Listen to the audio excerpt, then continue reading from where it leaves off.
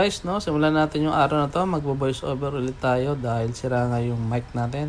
Ito nga pala yung day 4 namin dito sa Mualbual, no. Napakita ko sa inyo noong nakaraang vlog yung pinuntahan namin dito at natuluyan namin. Ito nga pala yung Airbnb. Ayan, tapos ito yung mga pwede nyong puntahan, Sumilon Island, Mualbual Beach, and yung mga turtle. May mga iba-iba pa, no. So nandito na kami sa pre-diving. Tapos ito na yung nagtuturo yung coach kung anong mga dapat gawin and yung mga basic na kailangan i-prepare, no. So pag after niyan, sumakay na kami ng tricycle and pupunta kami dun sa venue. So kailangan prepare yung lahat ng gamit nyo para hindi nyo makalimutan. Then ito na, let's go. Dito tayo mag-pre-dive. And ito yung tinatawag na Sardines Bay. Tingnan nyo, grabe.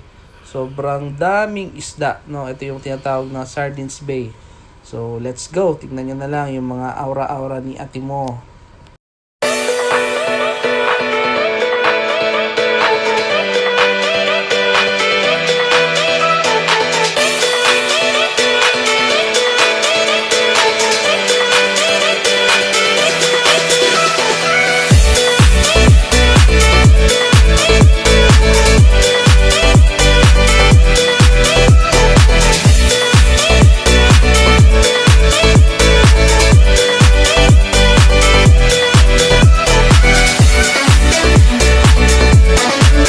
So yun, after natin ng pre-dive, nagdiretso tayo dito sa canyoneering, no. So ito nga pala yung napuntahan namin na canyoneering. And ang masasabi ko sa inyo, very prepared sila, very secured, and very knowledgeable pagdating sa canyoneering. So I recommended RGS, no, pag magpupunta kayo ng canyoneering. And ang babait ng mga tour guide natin. So yung tour guide nga pala natin dito is Kuya Moy Moy, no. So, 1 tour guide per 2 person. And ayun, sumakay na nga tayo ng L300 dahil medyo malayo-layo. Then, actually, parang mga nasa 30 minutes yung biyahe simula doon sa parking. And then, nandito na tayo sa court. Ito nga pala is magsiseminar muna ng konti para malaman nyo kung ano yung mga dapat nyong kailangan malaman before canyoneering. After nyan, naglakad na tayo pero napaisip kami, pati yung misis ko kasi nga nahihirapan siya maglakad. So, nag-decide kami bumalik at pumunta doon sa zipline, no? So, si zipline kayo, kailangan nyo sumakay ng motor and grabe rin yung adventure ng pagmamotor, no? Isang motor lang ang kasya, pag salubong sa motor, delikado, no? So, andito na nga tayo sa loob ng zipline, no? Prepared tayo kasi may mga pila-pila pa dyan. So, ayan, patawa-tawa lang ako niyan pero kinakabahan na yan, no? So, yan, nag-prepare na tayo at tayo na yung susunod dahil ang napili ko is tandem, no? So, kasama ko yung tour guide na, ayan, patawa-tawa lang si Otoy pero kabado na yan. Kayang-kaya ko daw, sabi nga, ay, eto na, malapit na. So, tandem kami ni Kuya Moy Moy and mag-isa naman yung misis ko dahil matapang naman yan. So, ito yung first time natin na mag-zipline.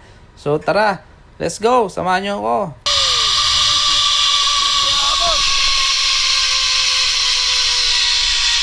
After nga natin mag-zipline, hindi pa tayo tapos dahil maglalakad naman tayo ng almost 15 to 20 minutes. Pababa naman, papunta doon sa pinaka-venue ng start ni canyoneering, no? So sabi ko nga kay Kuya, samahan nyo lang kami at huwag mo kaming pababayaan bawat talon, bawat lakad dahil nga this is the first time, no, na nakapunta tayo ng canyoneering. So yun, no, kakarating lang natin sa baba and medyo na-amaze tayo. Before mag-start, no, syempre evaluate tayo ni Kuya yung mga kailangan at information na kailangan dapat nyo malaman before mag-start, no. So ayan, nagsimula na kami maglakad, pababa and pataas yan, no. So syempre tutok na tutok ang ating tour guide, no, dahil nga this is the first time na maka-experience tayo ng ganitong experience, no. So ito na pala yung unang jump ni Mrs., no. So magaling yan at matapang, praktisado 100%. Then ito naman tayo ay medyo kabado. So tara, let's go, talon. Pero medyo kabado tayo dyan dahil dahan-dahan at nagpapaisip tayo pero wala magagawa, hindi pwedeng hindi tumalon. So ayan, after nyan is nagpahila tayo dahil wala, ganyan talaga tayo, kailangan natin na support. Pero sobrang nakaka-enjoy talaga, no. After nyan, yung first jump natin is lakad na naman, no. parang meron tayong pupuntahan dito o dadaanan na masikip na area at madilim na area, no? Ito na nga yun, dyan sabi ni Kuya na madilim na area. So, parang papasok kayo dyan sa maliit na butas na yan. Ayan. Nagsisikan kami dahil isa-isa lang ang kasya. So, ito, papasok tayo. Tignan natin kung kakasya tayo dyan. Inaantay ko lang yung susunod. Ito pala yung misis ko, nauna na. And nagkasya naman siya, no? So, ito na tayo. And sabi ni tour guide Moy Moy, it's a boy. So, yun, pinipilit pa rin natin pagkasya yung sarili natin. Pero, ayun, nag-success tayo at kasyang-kasya naman, no? So, kasi walang ibang daan, kundi pumasok dyan sa maliit na butas na yan. Yan, tinatawag na canyoneering. This is part of the adventure, no? Then, after nyan, slide na. Let's go. Yun na, nauna na yung misis ko. Then, susunod na ako nyan. Pero, marami pang preparation. Kaya, kinatkat ko na lang. Oh, yeah. Sarap. Ang dami na inom na tubig, no? So, another hila na naman yan, no? So, tinulungan na naman tayo ni Kuya. Always yan, no? Ganyan talaga ang mga tour guide. Then, another jump na naman, no? Actually, parang pangatlo na ang jump to. Yan, tinakpan ko pa yung ilong ko dyan, pero ang dami ko pa rin nainom na tubig. So, hila na naman tayo. Shout out kay Kuya Moy Moy, no? So, pag pupunta ka dyan, hanapin si Kuya Moy Moy na best tour guide, no? Hindi tayo pabayaan yan 100% sa lahat ng pagkakataon. Lagi yan nakaalalay, papaunahin tayo, and hila-hila na naman tayo, no? So, para tayong prinsipe dito, pero grabe yung pagod din dyan, no? Sa part na to, medyo nakakalahati na daw tayo, and enjoy na natin talaga, sobra, no? Kasi wala tayong balikan talaga dito.